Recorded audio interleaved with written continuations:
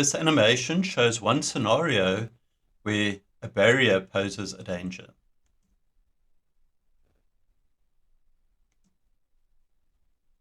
So notice the head-on collision with a red vehicle, but in the satellite image, this is a more modern barrier, and so we have a bit of a crumple zone here that is designed to absorb the impact of such a head-on collision and minimize the damage and improve the safety of the occupants. Now, unfortunately, many barriers don't have the safety feature and so a lot more dangerous in the event of a head-on collision.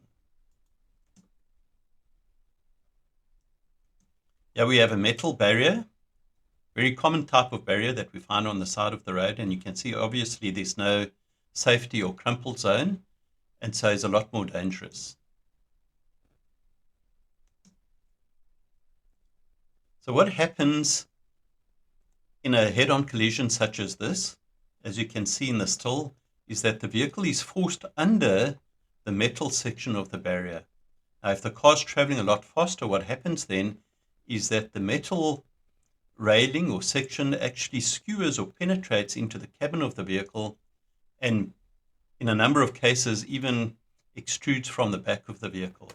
And so you can imagine what sort of threat this poses to any occupants of the vehicle. Fortunately, that wasn't the case in this particular clip, but one can see just what a danger this will be. And I'll show you in the video that is to follow where this happens. And then I've also got some pictures that show what's happened to vehicles that have experienced such an event. Now notice this vehicle, a little bit dark, so one can't see that clearly.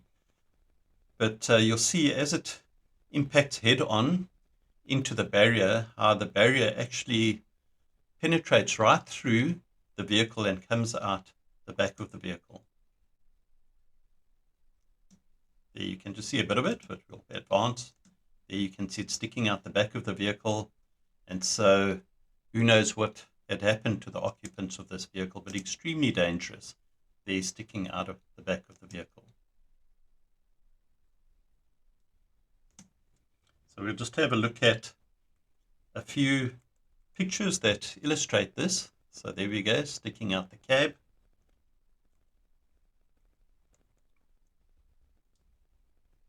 Right through. Fortunately, yeah, it looks like it's in the center of the cabin. So if there was a driver and an occupant, so hopefully they would have been safe.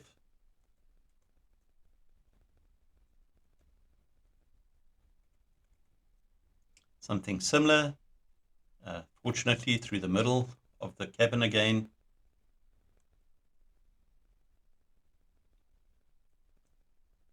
And here we've got a concrete barrier, but notice that the car's actually been torn apart. And so no doubt the occupants wouldn't have survived this. But traveling at speed, if one hits a barrier head-on like that, you can just see what damage that can do.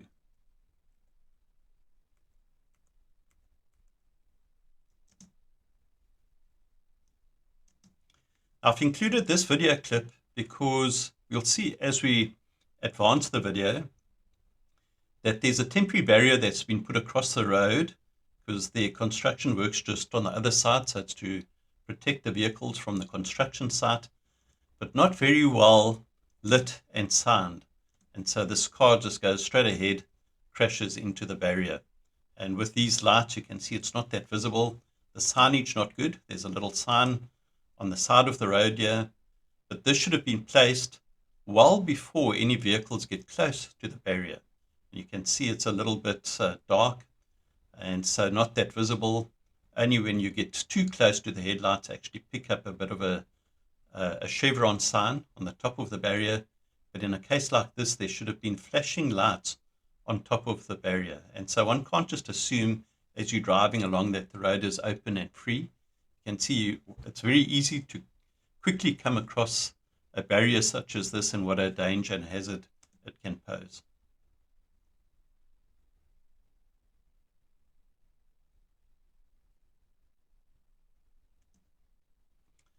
What I want to illustrate in this particular clip is just following distance.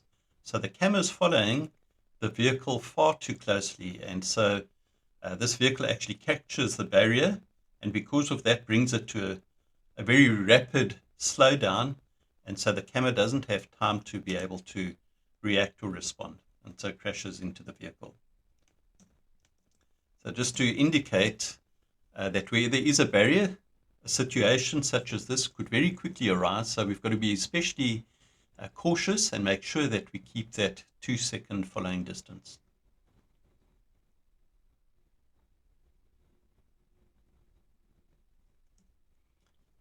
So just to illustrate the same point again, that we've got to be aware of what's happening in front of us, make sure that we allow enough of a buffer zone. This looks like it's a fairly safe route for the camera, but we'll see the vehicle comes from the right-hand side here, tries to cross over the fork and impacts into the barrier, and he's flung into the path of the camera.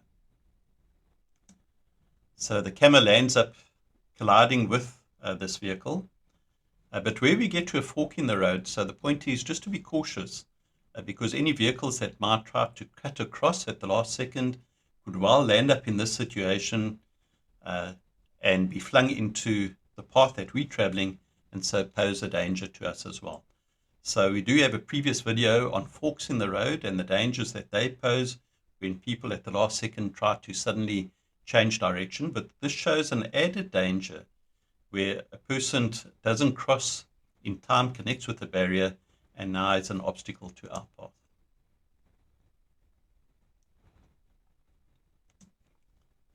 What I want to show in this clip is that one can't just travel along having a false sense of security because there's a barrier separating the lane of vehicles. Now we'll see that the vehicle does cross over into the path of the camera, and so one's always got to be on the alert, not just assume that because there is a barrier that you're actually safe.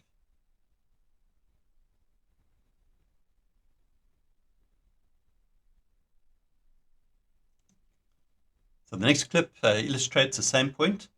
There is a barrier between the lane of traffic, and this is quite an unusual clip because we see a vehicle does cross a barrier into the path of oncoming traffic, but notice how this happens in the clip. So for some or other reason, the barrier is sort of almost descended to the level of the road.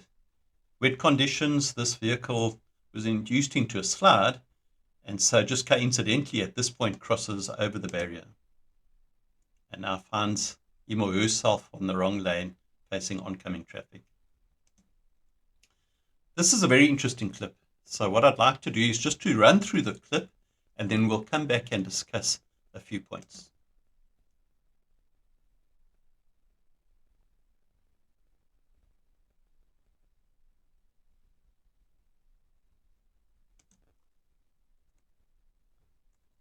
Okay, so let's have a look at a few points on this particular clip. So notice the icy conditions. Now, what's interesting about this clip is that although it's icy, no doubt there's enough traction on the road before and after the bridge. So here we see the road's a little more sheltered, and where the camera is at this point, there's also more vegetation.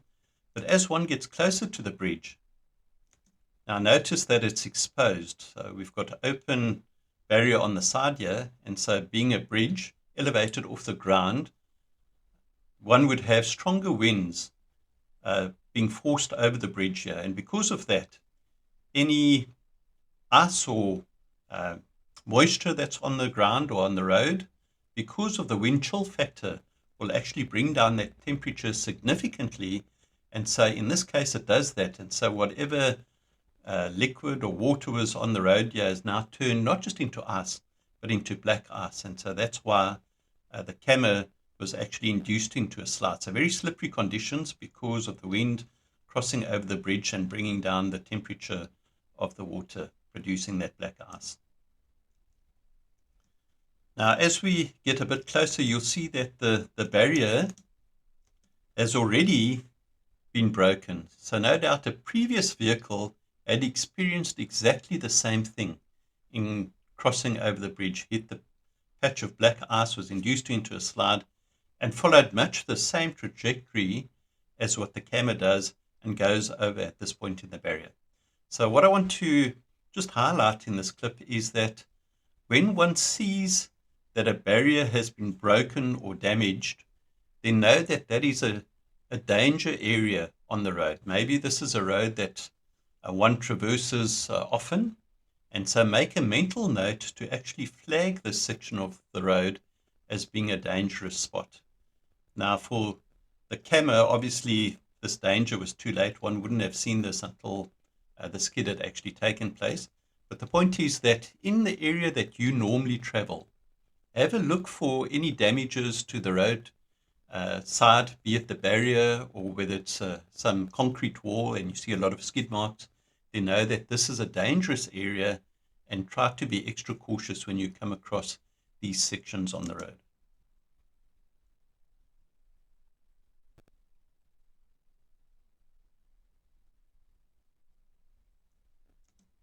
So this is to illustrate what I was just saying in the previous clip.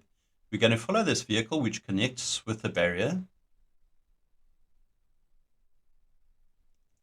I'm just going to stop it at this point because I'm not so interested in what's happening with the vehicle here, but notice the scrape mark as a result of the collision with the barrier. So that's what I was saying a bit earlier. If you saw a lot of these scrape marks on this particular section of the barrier, then one would know that this is a dangerous section of the road, and that's why one would find a lot of these marks along the barrier.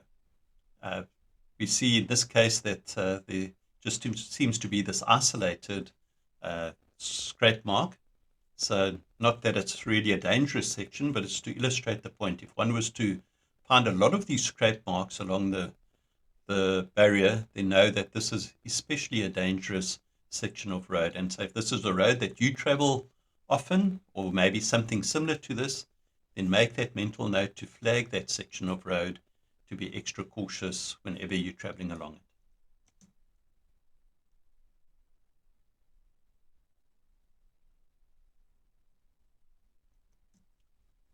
So what I'm illustrating in this clip is that when a car connects with the barrier itself can then become a hazard to any other road users. And so this is well depicted when we see this vehicle now connect with the barrier is ripped apart, and notice that the barrier now is strewn across the road.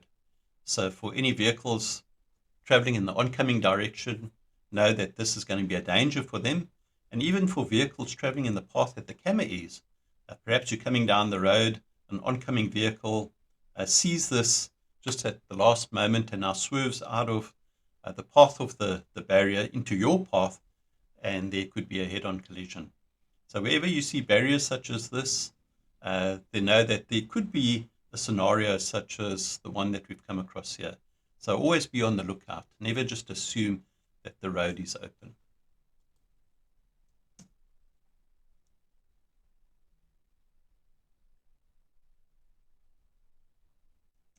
So that was a metal barrier that could pose a hazard to any traffic. Here we're looking at something similar with either concrete or plastic barriers that could be displaced. And so from an oncoming vehicle, we see that that is the case, connects with the barriers and actually knocks them into the path of any traffic in this lane.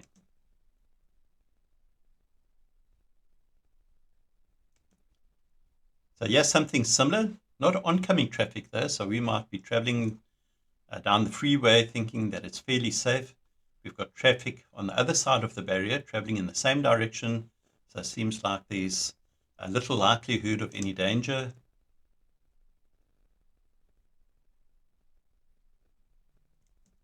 If a vehicle now connects with the barrier, fortunately for the camera, he or she was in the right lane, and so was able to avoid these obstacles. But one can imagine that you're traveling down the left lane at speed, and suddenly you find these concrete objects or obstacles in your path. You hit that at speed, you can imagine the damage it does to the vehicle, never mind the safety of the occupants in the vehicle. And so once again, when one's traveling alongside barriers, always be cautious and on the lookout for anything unexpected that could happen.